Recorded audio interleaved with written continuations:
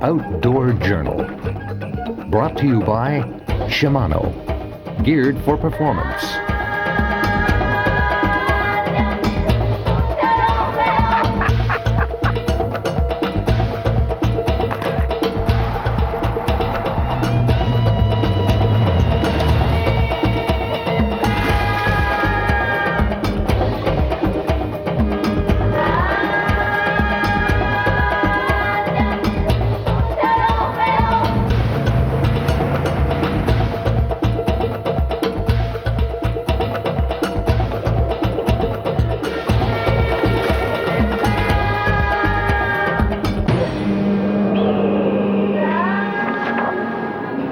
Everybody, I'm Angelo, Viola.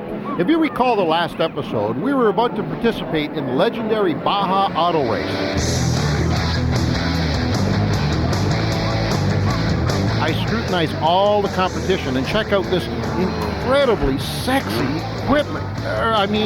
Powerful and high-tech machinery, bold and beautifully sculptured bodywork, curvy frames of steel and chrome, twisting, turning, sweet pulsating sound of exploding pistons. My God, can it get any better than this?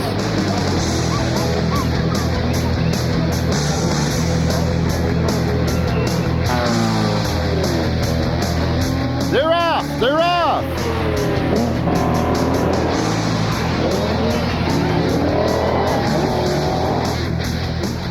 Okay, well, let's go. Mark's going to be sharing the driving duties with me. So when we get down to, where do we take over? We're going to take over in Constitution, about 2 hours from La Paz. So when we get down to Constitution, Mark and I are actually going to jump in the car and take it the rest of the way, about 400 miles to the finish line, assuming that a car is delivered to us. Because one of the interesting parts of this event is that we're also relying on 6 other drivers, right? Correct. 6 other drivers that we're sharing the car with to drive it down to our particular stop. So we can only do the best we can with what we're given. That's right. Let's go, buddy. Okay. The first few miles of the race actually takes part through the center of town. The biggest obstacle here are definitely the over-rambunctious Mexicans. Even though the cars blast off in 30-second intervals and are organized in over 20 different classes, it doesn't take long before some of the slower drivers start punching up the field.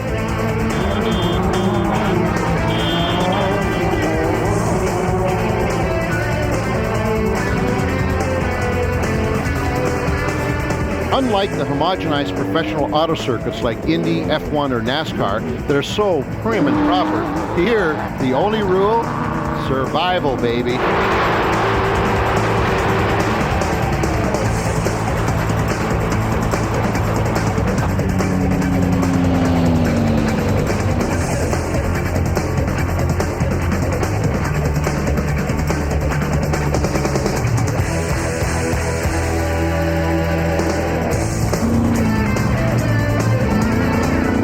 A short stretch of highway out of Ensenada, and it's goodbye to the feel-good solid asphalt. Hello to dirt, mud, rocks, sand, and water. And that's just in the cockpit.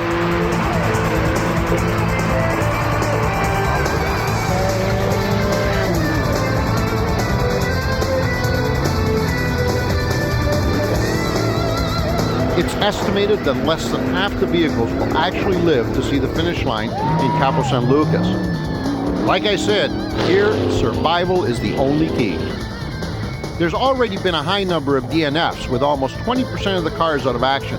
As for us, well, good old BC5 is still alive and doing well.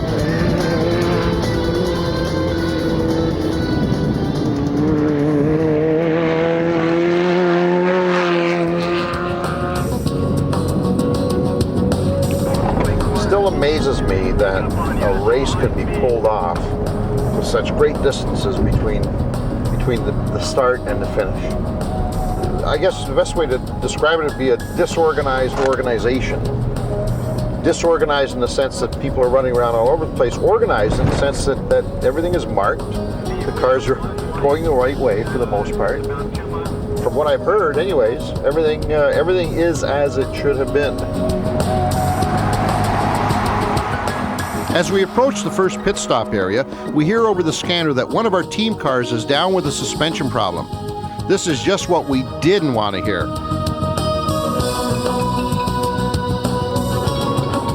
How lucky for this guy. A flat tire just as you enter pit road.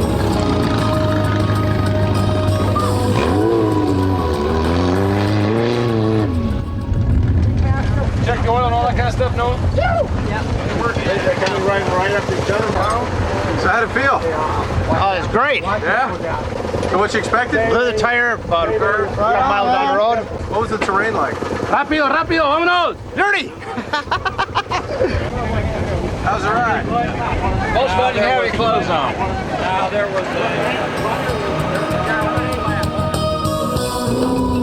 With just over 200 miles into the course, the cars are now starting to stretch out a bit as the Mexican sunset burns deep into the driver's psyche. From here on in, they'll be pretty much isolated. Then we go on the right side. Then we go on the right side. Stay right at Y in the middle of Lake Bend. Stay on Main 2 track. Blue Brick Rancho at right. As we drive down the highway to the next pit area, Mark and I start going over the course layout for the final stage of the race. That's the part we'll be driving in. Yeah, as if I'm ever going to remember any of this by then.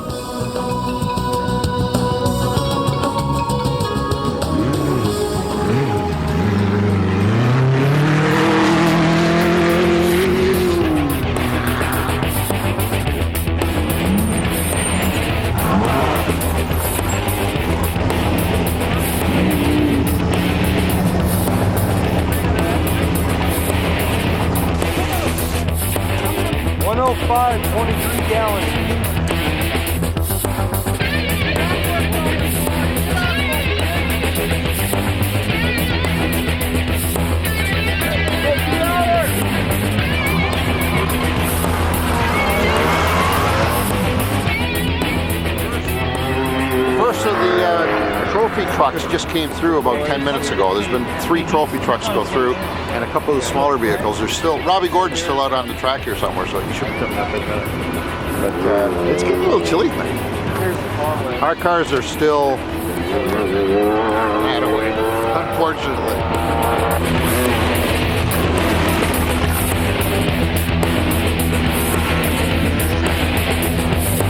Whew, that was a long day. What time is it? 10 hours in the car. Oh, man.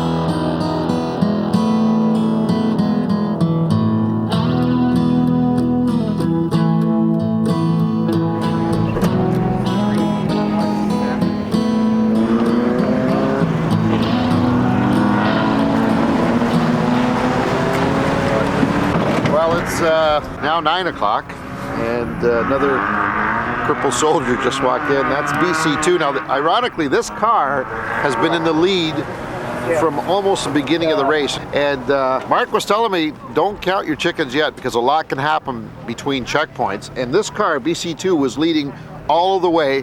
And then about a mile and a half up the road, in the middle of the night, we got a call saying that he had lost his front wheel.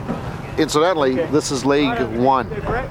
This is about 300 miles into the 1,700 mile ordeal. So, judging by the looks of their faces when they get out of these cars, it's probably even more grueling on the driver than it is on the vehicle. Good one. So We just want to pull up a rock and go to sleep. I'm tired now. Well, I'm not either, but boy, this morning it was creeping up on me. Just need to take a shower. Okay, when the other car comes in, let's assess the damage and let's get the best car going again, okay? No problem. I just thought, have you talked to Todd? No, I haven't got to be able to get a hold of him. I just got a hold of him. Is that what he wanted? Well, two things going on. He's got parts coming for this one, so whichever one gets here first. The one that's coming in next, he's got a broken alternator bracket, and to weld some tabs on that and get that thing going. He thinks that's all Okay, that's I've got my wrong with welder it. and stuff. Okay, he thinks that's all that's wrong with it from what he's talked about. Okay. So we can we'll check it out when we get fix here. that one and get it going, and the parts will be on the way. Finally, BC5. That's our car making its way past the checkpoint into the pits. Well, you know, it doesn't look that bad. Yeah, well, until they fix that or something, you know. Well, yeah, we had a little problem right off the start in the wash. We had almost 3 hours of downtime in the first 12 miles. Temperature got pretty severe there. It got very, very cold. You know, I mean, it was incredible. The worst part, there were so many areas that were not marked. We had to actually backtrack, and some individuals, for their own personal entertainment, decided to locate them elsewhere. We probably lost an hour and a half. I'll let you get taking your stuff off and relaxing a little bit. Great job, buddy. Out with the old and in with the new. That's one driver change closer to my turn.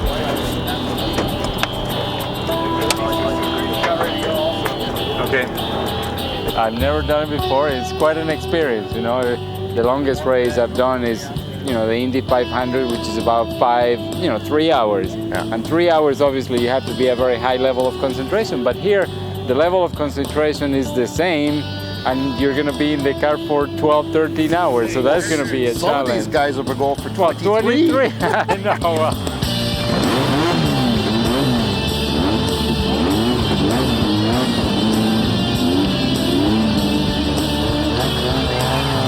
See you later, BC5. Let's hope for the best. They've got about 320 miles in front of them. So, and that will take them about 2/3 of the way down. That's a tough race, man.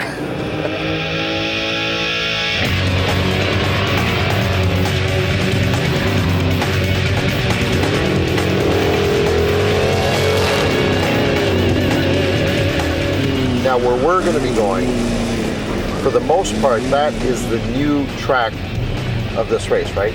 The fourth section, which we'll be driving in, is a totally new section. That's correct. To everybody. Yeah, it's very fast, highly technical, no room for error. You know, you make a mistake and it could, you know, Put you out of the race. So a lot of ridges and cliffs. Right, and switchbacks, not a lot of room for forgiveness. And all we have to do is our little part. Our 400 miles. Yeah, it's not just a little part. Piece of cake, buddy.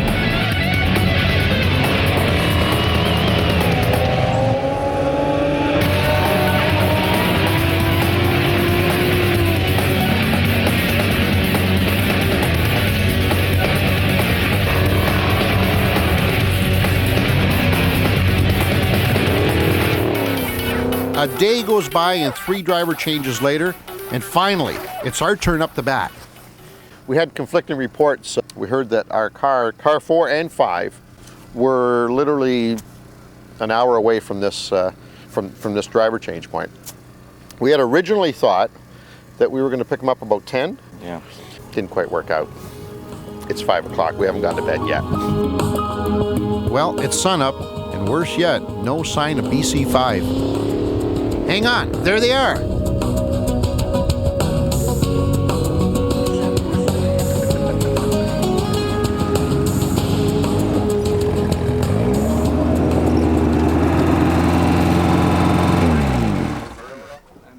What happened was we got to the first fuel thing and we couldn't find it. We drove and drove and it wasn't there, so we turned around and went back It's just twisted. to BFG, and they wouldn't sell us fuel.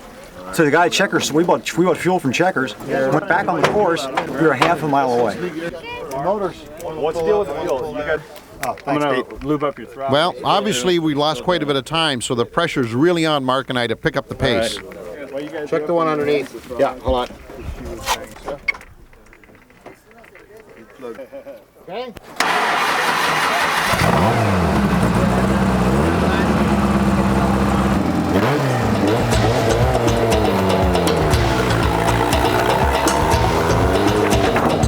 Coming up, we separate the men from the boys.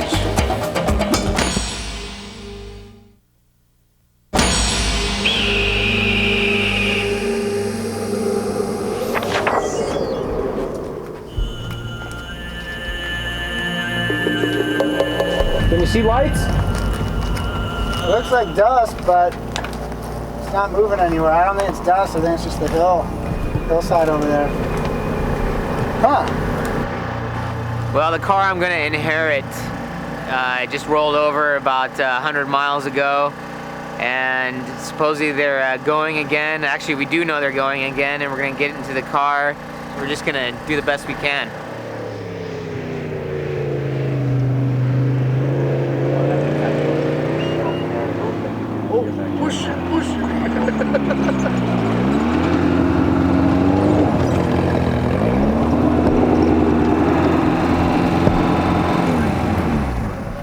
Hi, ladies. Hey, the luces, por favor, need to be up. Okay. These roll bars work really well. Woo!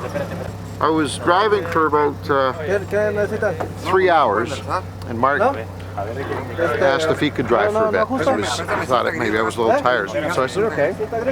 So we pulled over, he strapped in. And of course, he wanted to show me how fast he could be.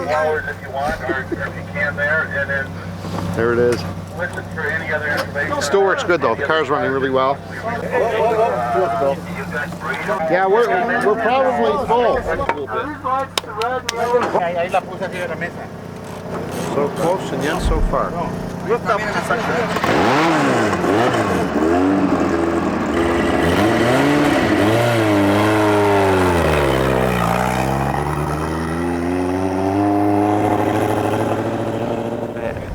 You made a lot of bad calls today. The worst call was, hey, let me drive. But you had fun, didn't you? I'll tell you, it was an experience of a lifetime. After spending 12 hours on the course, this is going to be a much welcome break before we get back into the car for the final dash to the finish line. Well, what was supposed to be a routine 4-hour run has turned into a 10-hour delay. Where are those guys? There's no excuse for this. None whatsoever.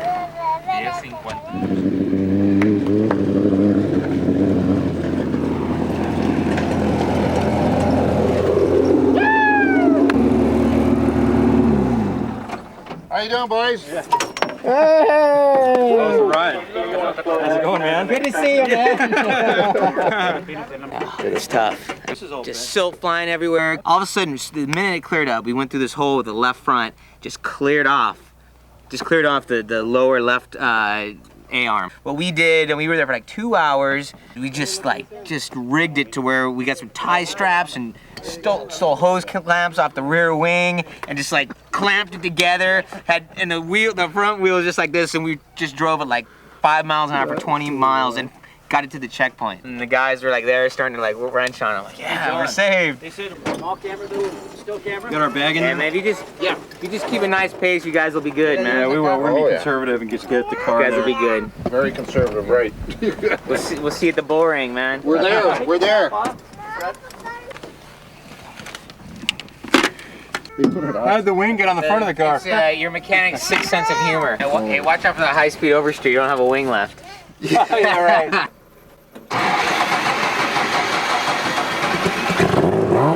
Well, one good thing about this, at least the pressure's off us. There's definitely no hope of winning our class. All I want to do now is just finish this thing. 400 miles to go.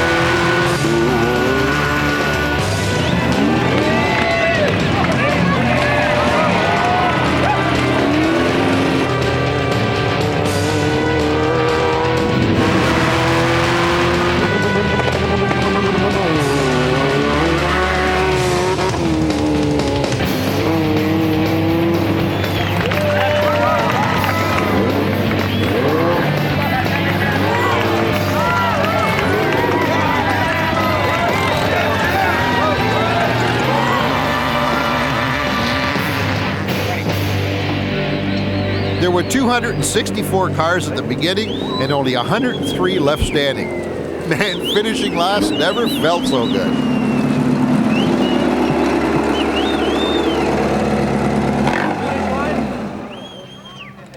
This is the finish line.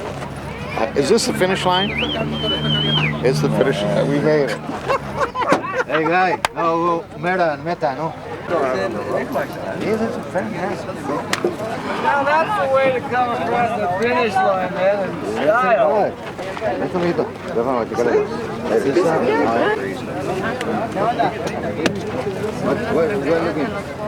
No, it broke off underneath, yeah. These are the scars of a wounded warrior, for sure. No question about it. This car has done battle with the Baja and it has won. It's all right. It did its job. It has won. A very special thanks to Todd Clements and all the folks at Wide Open Baja for making this a dream come true. And to my new and now very close friend, Mark Cummings, for sharing the driving experience. Thanks a million, guys. Okay, I think it's time for a shower. A hot shower and a cold beer or something like that. That's right. And a nice dinner. That too. That'd be a great idea.